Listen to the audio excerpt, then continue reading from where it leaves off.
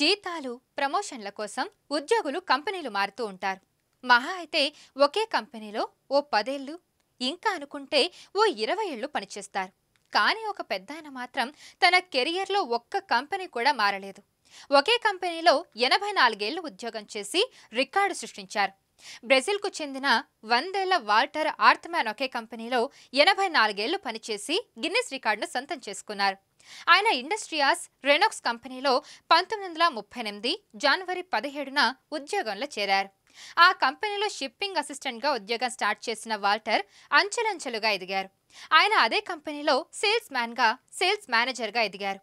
ఇటీవలే 100 ఏళ్లు పూర్తి చేసుకున్న సందర్భంగా కుటుంబ సభ్యులు తాను పనిచేసిన సంస్థ సిబ్బంది స్పెషల్గా సెలబ్రేట్ చేశారు.